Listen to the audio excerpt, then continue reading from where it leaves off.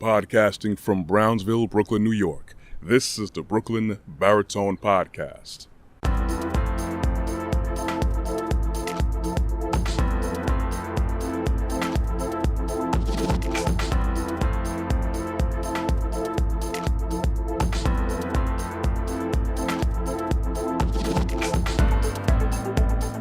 As usual, good morning, but whenever you choose to listen to this in the morning, afternoon, evening, or nighttime, I very much always appreciate the listens and the support.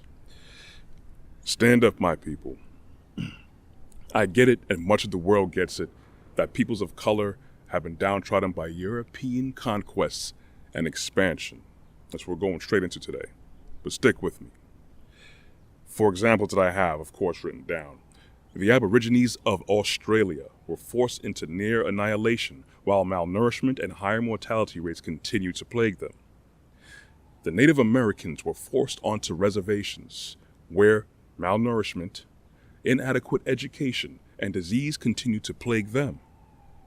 Argentina is almost completely whitewashed through covert genocide, leaving almost no true peoples of color while assimilating all of their culture. Many of us get it. Many of us get it. Many of us still feel the effects of systemic ethnic bias. But what are we doing about it? We can always have solidarity and we could come together against bigots and against racists. But why don't we come together more when our own people commit terrible acts against each other? All right, two sides to the coin. I remember years ago that they had this phrase called "Stop Snitching." They even had t-shirts, hats, the whole nine. But that "Stop Snitching" phrase itself is weak.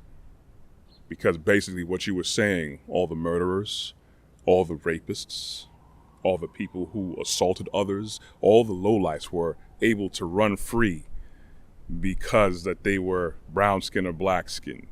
Now, I get it that we don't really want an external agency that is not of us to come and tell us how to do things. But we have to have proper solidarity and proper unity, which is insanely absent, especially in our culture.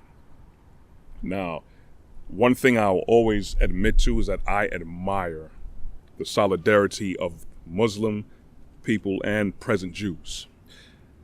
They have their own internal issues, but they command recognition in their communities because they adhere to proper standards and they govern themselves. They make sure that we're going to roll how we're going to roll.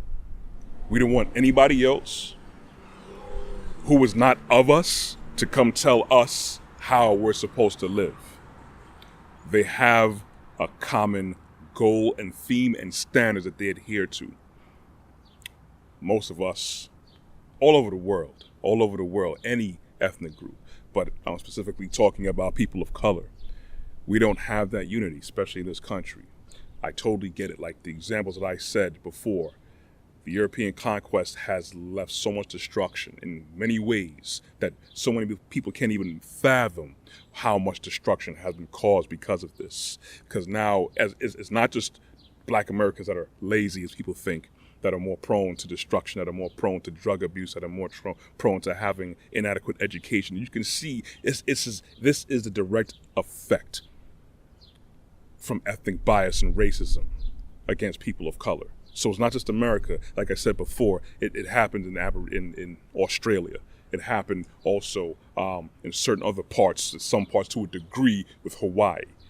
It happens in some parts, as I told you before, in Argentina, where there's a mindset where people of color are substandard. But at the same time, I get it.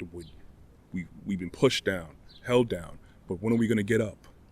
We're going to have to get up. I know that there's examples as Rosewood. I know there's examples of 1921 Tulsa, Oklahoma riots where Black people had their own, but then some peoples outside of their culture group came in and destroyed everything, leveled everything. I get it that people are always going to push back, but at the same time, you can't give up. You get pushed down, you got to get up. My people, stand up. When one of us does wrong, we need to correct that. Stop trying to just get yours and allow slackness to run rampant in our lives. Too much of us is just all about our own business, and we're not really trying to uplift each other. And I get it. A lot of people want you to mind your business. Nobody wants you to talk to the children or correct the children anymore, correct them. It's pride. We got to get past the pride, because pride is only going to focus on you, me, myself, and I, not everyone else. This is what I said. The present day Jews and even the Muslims, they go past that. We're going to have to get up and stand up. All right, we're going to have as much outcry for, as they say, black on black crime, even though there's white on white crime. I don't like making things straight about color, but people made these things about color.